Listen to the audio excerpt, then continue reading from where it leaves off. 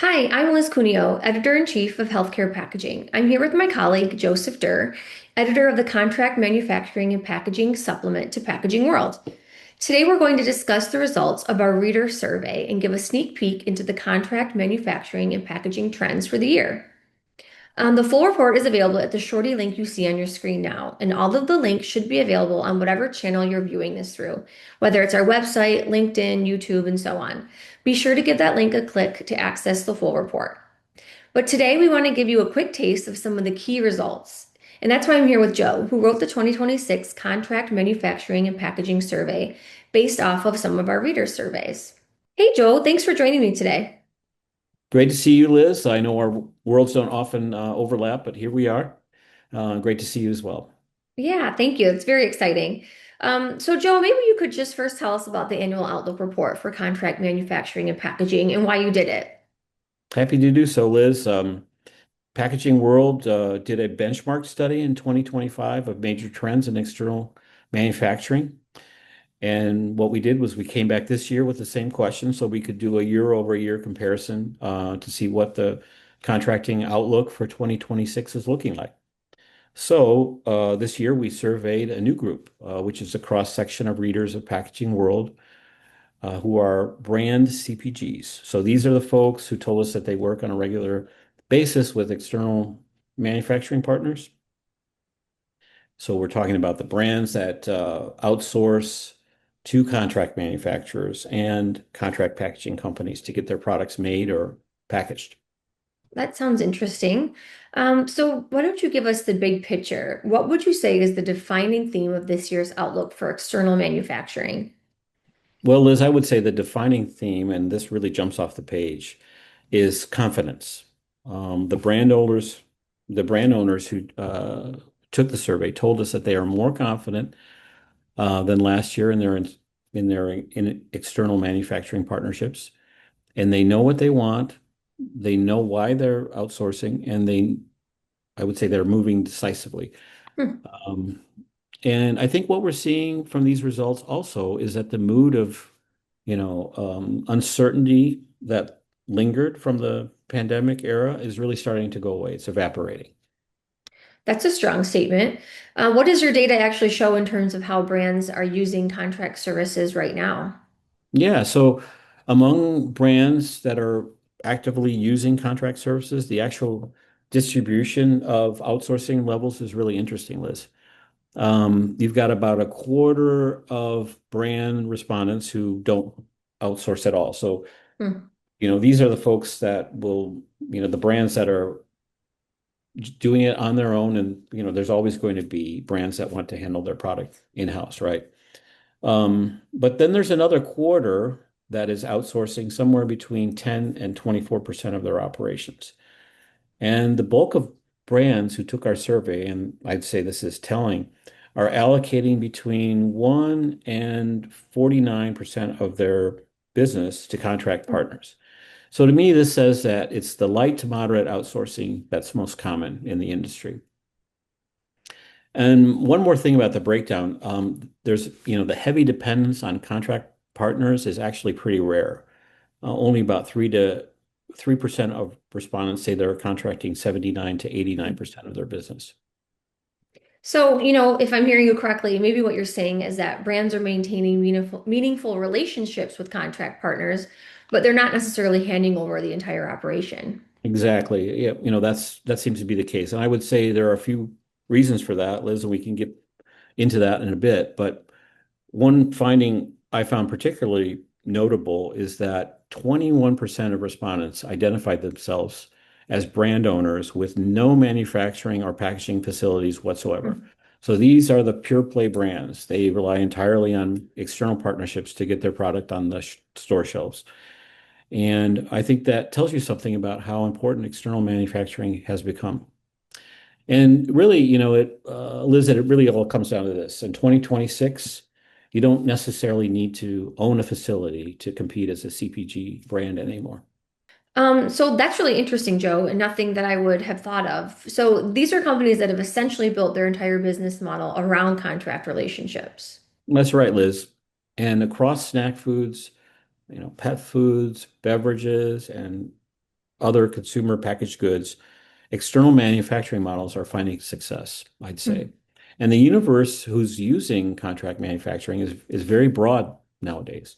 And Liz, I would actually add that the CDMOs and the CMOs who work in your world of pharmaceutical and medical packaging, as well as the external providers who are working more in the personal care and chemical field side of things. That group is also experiencing the same shift. But this survey that we did was focused particularly on some of the top CPG sectors. Hmm. So that kind of segues to my next question. Who is responding to this survey? Can you give a sense of the audience? Who exactly are you Sure. hearing from? Sure. Yeah. So our respondents are the brand owner reps. Basically, they're the people from the CPG companies across snack foods, proteins, pet foods, beverages, and other consumer packaged goods sectors. So we're hearing directly from the brand side. So these folks are the buyers of the contract services. Mhm. And even though our sample size is somewhat small, it does, give us a really valuable perspective on what's driving their decisions and where the relationships are working and where they're not. Sure, and that's a really important distinction. You're not just hearing from the co-mans and co-packers, you're hearing from their clients. Exactly. And I think that's what makes this report so interesting is, both for the brands who are evaluating their strategies and for the contract manufacturers who want to understand what the brand customers are doing. It's a valuable report, I would say. Hmm. That's great, Joe. Let's talk a little bit about where things are headed based on your report. It's always interesting to kind of learn about future plans and what's driving outsourcing. So, what Mhm. did brand owners tell you about their outsourcing plans for the near future? This is where I think it gets really interesting. 42% of the brands who took the survey told us that in 2026 they plan to increase the amount of work that they contract out over the next 2 to 3 years. And that's a significant jump from the 30% who said the Hmm. same thing in last year's study. 12 percentage points in a single year. I mean, that is a jump. That's a noticeable shift. It really is. And there's another number that really stood out to me just as much, and that is the percentage of brands who said they were uncertain about their external manufacturing plans actually dropped from 14% last Hmm. year down to just 3% this year. So, that tells me that brands have done their homework. They formed clear expectations about what they need and their operational strategies, for the future. Yeah, so maybe the hesitancy is gone. It's nearly gone, I would say, like one third expect to keep outsourcing levels steady. And about 21% foresee actually reducing their use of contract partners. And that's slightly up from 19% last year, but it's a small segment. But I would say the overwhelming story here is growth and clarity on the part of the brands. Hmm. So, what's driving that increased confidence, would you say? Why are brands more committed to external partnerships now than they were a year ago? Hmm. Yeah, I think the fundamentals that are driving the sector really haven't changed. Which is part of what makes it so stable, really, in external manufacturing. The number one reason brands are turning to contract manufacturers, according to 64% of our respondents this year, is the access to specialized machinery and packaging formats that they simply don't have in-house. Hmm. And that's up modestly from 59% who responded in last year's survey, but it's, in the same ballpark. Yeah, I mean, and that makes sense, right? Given the capital investment requirements for certain types of equipment. Yeah, exactly. For any CPG brand, whether you're a startup or you're a large established, company, buying and maintaining capital intensive equipment is going to be a significant commitment, right? And for most of these folks, if you can access that capability through a contract partner, it's a much more efficient use of that capital. So I would say that dynamic holds across company sizes. Okay. Yeah. What else is showing up as a driver? Well, customization capabilities for short, limited runs came in this year at 45%, and Hmm. that was 48% last year, so essentially steady. Um, capacity supplementation and product testing each drew about 30% of responses for both years, so that's pretty solid. So those are important, but secondary considerations for most brands, I would say. I think the headline here, Liz, is that, you know, access to specialized capabilities, and that's what they're after. That's consistently the number one reason that brands are going external. And that makes sense to me that they wouldn't have, or that they may not have that specialized capability in-house, so needing to farm that out. Do you have any real world examples or success stories in the report? Can you Mhm. share some examples of brands that have really benefited from their contract partnerships? Absolutely. I think this is some of the best material in the report, if I may say so. It's really interesting to hear directly from the brand leaders about what those partnerships mean to them. It really brings the stories and the data home. So one example is we talked to the CEO of a company called Main Love, which produces sustainably packaged water that's sourced in the state of Maine. She told us that her company partners with local brewers who already have the infrastructure in place to can Mm-hmm. the water that they're selling. Basically, what she described is a win for both businesses. It keeps their overhead costs down, and it helps the brewers diversify their revenue. So she was pretty direct, saying that they could basically not have launched Main Love without their external partners. It's a great example of a mutually beneficial relationship. Does anything else come to mind? Yeah, we saw a similar theme rather, in another example with a CPG that makes halal meat for retailers like Costco and Wegmans.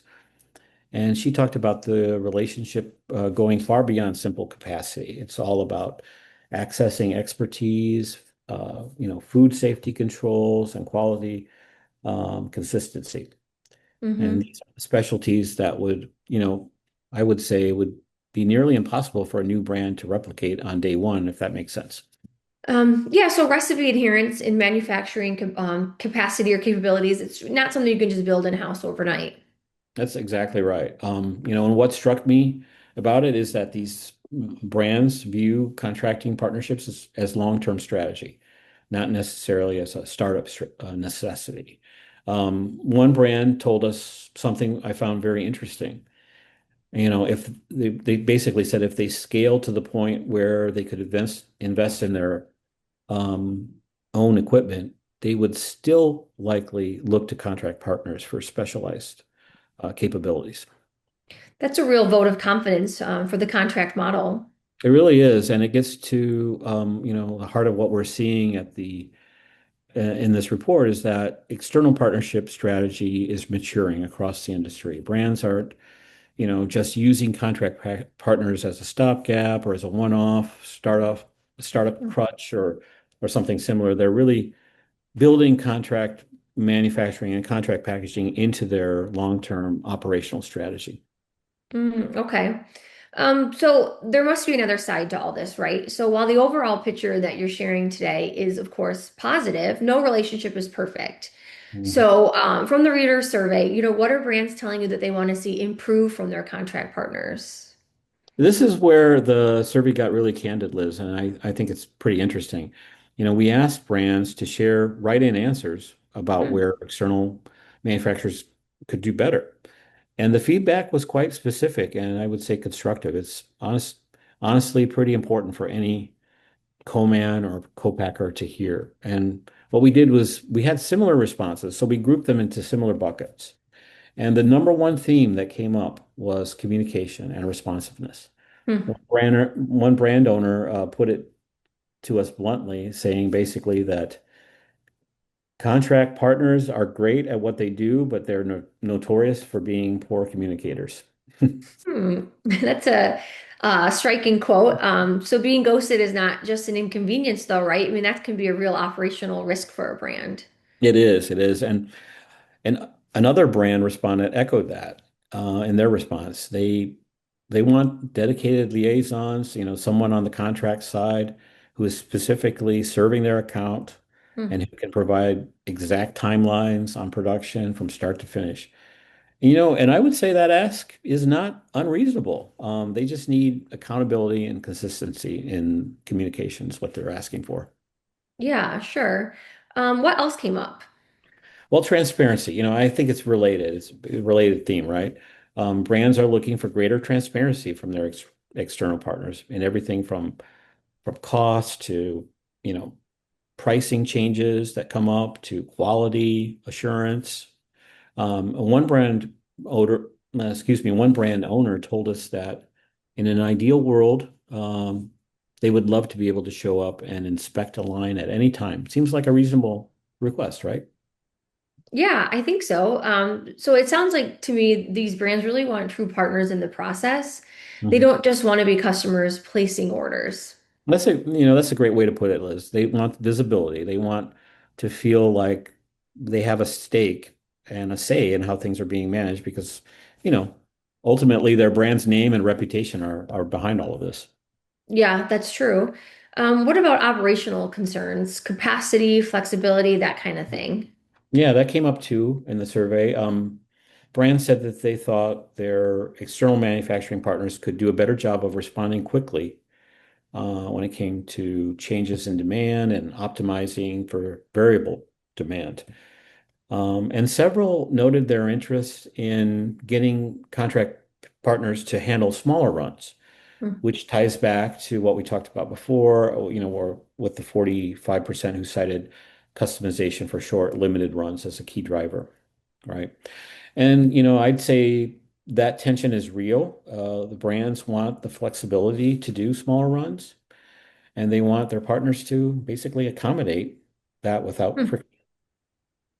In consistency, that seems like that would be a big one in food Yeah. and beverage, especially, right? Yeah, very much so. One CPG representative said something that really struck me. He said, first runs are always good, but subsequent runs are more lax." So that Hmm. was his quote. Yeah, basically what he's saying is, brands see the gap between initial quality and ongoing quality as a real pain point. And they also expect to see real innovation happening with their contract partners. It was another theme that popped up in the survey results. Hmm. So would you agree that for brand owners, it sounds like, I mean, ultimately it comes down to maybe trust in your partner? Yeah, it really does. One CPG put it simply, they expect that their contract partner will be as committed to the level of quality of our in-house manufacturers. And that's the standard, right? Yeah. When it comes to, contract manufacturing. So for the co-mans to clear that bar, when they do, they add value. And the value that they add is more than the sum of its parts. And I think it's exactly what's driving the sector's continued growth and increasing confidence. And I would say it's basically that brands are placing their confidence in their external partners and they expect them to perform. Yeah, that makes a lot of sense. Joe, this has been a very interesting overview of the annual outlook report for contract manufacturing and packaging data. It's clear that this sector is maturing, growing, and getting more strategic, which is exciting for everyone involved. And I love that you said that the theme is confidence. So that's really cool. Thank you so much for walking through all of this. Thanks, Liz. Great questions, and thank you to everyone who joined us. Don't forget the full report is available at pwgo.to/9052. So be sure to access the full annual Outlook report, which has in-depth chapters as well as topics like sustainability, automation and e-commerce, and of course, contract manufacturing and packaging, which we just talked about. Don't miss it. Thanks, everyone. Thank you.